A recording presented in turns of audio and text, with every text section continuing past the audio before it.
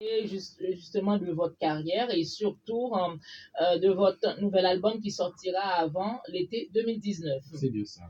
Entre autres. Alors, Madame Sheila Odeus, vous êtes un traiteur, c'est bien ça, hein? Oui, tout à fait. À domicile. Tout à fait. Votre service traiteur, est-ce que vous pouvez nous en parler un petit peu plus en détail? Alors, il y a parfois, je vais chez les clients, Oui, j'organise des événements, oui, je vous en des prie, allez-y. mariages, baptêmes, communions. Et tout au début, on commençait à accueillir les baptêmes, Oui. les mariages, les communions. Et on a des clients qui nous réclament, est-ce qu'on ne nettoie pas aussi? Du coup, je m'étais lancée dedans à un moment donné et j'ai vu que ça allait. Du coup, j'ai raccordé les deux.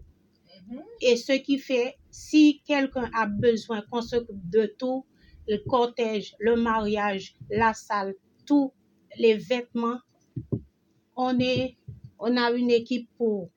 Alors, n'hésitez pas de faire appel à nous. Ceux qui nous connaissent déjà, c'est ce qu'on peut faire. On était déjà aux Antilles. Maintenant, on est en France, Haïti. Très bientôt, on sera au Canada. Ah ben, c'est très bien tout ça. Votre service traiteur s'appelle comment? Avant, tout le monde me connaissait et les Duflo. Et on me donnait ce nom-là aux Antilles. Alors, en France, les gens me connaissent sous le nom de Sheila Traiteur. Mais les Haïtiens me connaissent en tant que Sheila Mérinée, le nom de mon père.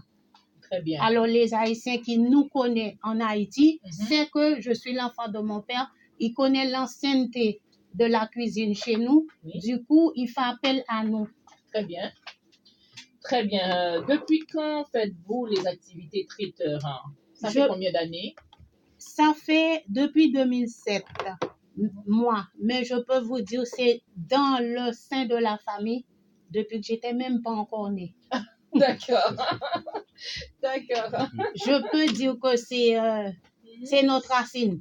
Ok, oui. C'est inné chez vous, hein? Voilà, tout à fait. C'est inné. Oui. Ah ben justement, j'allais vous poser la question, quelle a été la circonstance qui vous a poussé à faire justement des services traiteurs? C'est vrai, vous avez commencé très tôt, c'est inné chez vous, c'est depuis que vous étiez toute petite. Oui, mais qu'est-ce qui vous a décidé justement à commercialiser tout ça? Ah bien, au fait, tout au début, je faisais pour les copains, les copines qui venaient à la maison et du coup, j'ai ma fille qui s'appelle Odéu Samuel là. Elle porte mon nom, elle porte le nom de son père aussi, mais c'est mon nom qui est plus attaché. Du coup, la marraine, c'est la sœur de son père. Elle a la maladie hyperplasie congénitale surrénalienne. C'est une maladie génétique. La maladie génétique, du coup, elle m'a dit, je te vois pas aller travailler pour les gens qu'on t'appelle à n'importe quel moment pour venir en catastrophe, tu garderas pas ce boulot. Si c'était moi, je me serais lancée dans tel, je te vois bien dedans et quand tu es dedans, tu es épanoui. Alors, j'ai pas hésité. Elle m'a aidé à monter le dossier aux Antilles. J'ai monté le dossier. Ils m'ont répondu tout de suite parce qu'ils ont vu que c'était concret. Et du coup, je me suis lancée. À un moment donné, ça n'allait pas trop bien avec elle aux Antilles. On est venu en France. Et après quelque temps, j'ai travaillé et j'avais ce qu'elle m'avait dit que c'est ça. J'avais toujours des problèmes avec n'importe quel boulot. S'il y a un souci, moi, je ne voulais rien entendre. C'est rentrer chez moi. Et j'avais de la chance d'avoir des CDI un peu partout. Où que j'allais, j'avais mon CDI. Votre fille, c'était votre priorité. Voilà, tout à fait. Alors, du coup, quand elle a commencé à grandir, eux-mêmes, ils me disent, maman, quand tu étais dedans, on avait tout. On était épanouis, tout le monde nous connaît. Mais qu'est-ce que tu fais là? Alors, du coup, ils m'ont rechouboulé la tête, sans oublier ceux qui nous connaissaient déjà. Et je peux dire que j'ai un ami, c'est pas mon ami, l'ami de le père de Samuel là. Il s'appelle Widi Abraham. Quand il m'appelle, il me dit, excuse-moi l'expression, tu me fais chier toi, tu as la main en or, qu'est-ce que tu fais à travailler pour les gens pour des merdes? Très bien. Relance-toi. Alors voilà, c'est clair, c'est clair. Hein. Tout à fait. Très bien. Merci beaucoup, Sheila. Moi de même. On va revenir à l'artiste Camille Joseph. Ma première question est plutôt générale. Depuis quand faites-vous de la musique? Depuis mon plus jeune âge, dans la mesure que Oui. depuis mon plus jeune âge, je faisais des concours de chant dans Mhm. les fêtes communales. Et Mhm.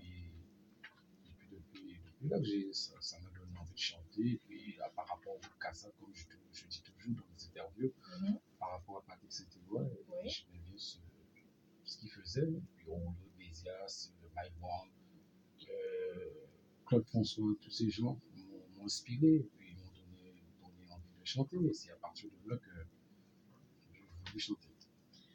C'est très bien, c'est une passion. En tout cas, tous nos artistes, hein, ce sont des passionnés. Hein. Alors Absolument. que ce soit, justement, vous aussi, hein, Madame Sheila, vous êtes une passionnée de la cuisine. Il faut aimer. Voilà, il faut aimer. Ah ben, d'accord. Pourriez-vous nous rappeler, justement, pour les auditeurs et auditrices, chère Camille, Oui. en quelle année avez-vous eu le premier contact avec la musique? Et en quelle année, quelle a été surtout la circonstance qui vous a facilité ce premier contact dans la musique? Ben, l'année, je ne sais pas, mais c'est Mhm. comme je dis, c'est dans les fêtes communales, j'ai voulu chanter. Je me suis dit, tiens, je vais me lancer comme ça. Comme ça, oui. Ouais, et puis tout à coup, j'ai fait premier. Je suis sorti Mhm. premier dans le concours de chant. Très bien. Et puis je me suis dit, pourquoi pas Vous continuer. avez essayé, et J'ai bon, essayé, et puis voilà, c'était- ça a payé. ça a payé, voilà, comme je dis. Et puis voilà. Et puis après, je suis rentré en France, j'ai rencontré des musiciens. D'abord, j'ai chanté dans un groupe, et puis ça n'a pas tenu. Et puis bon, comme moi, quand j'ai mon truc en tête, je continue toujours. Je ne m'en lâche jamais. Et puis je me suis dit, bon, il faut continuer, persévérer. Et par la suite, j'ai rencontré du monde, j'ai travaillé sur un concept avec Olivier Dakalor, NB, beaucoup d'artistes. Je ne me rappelle plus des noms, excusez-moi. Mais C'est pas voilà, grave, et c'est oui. de fil en aiguille, j'ai grandi, j'ai pris mon envol, et c'est là que ça a donné Amitié Soleil, et puis le single, et puis bientôt le troisième album, Le troisième qui album, va bientôt arriver. voilà, bientôt, bientôt. Hein. Restez branchés, hein, bientôt. Hein. Vous nous avez parlé de votre premier contact avec le monde de la musique, Oui. mais pourriez-vous énumérer pour les auditrices, auditeurs hein, qui nous écoutent de l'émission Les Carnets de Lise, le nombre de titres, de singles et d'albums sur lesquels vous avez participé? Des petits détails, par exemple, comme si vous étiez artiste principal ou plutôt en featuring.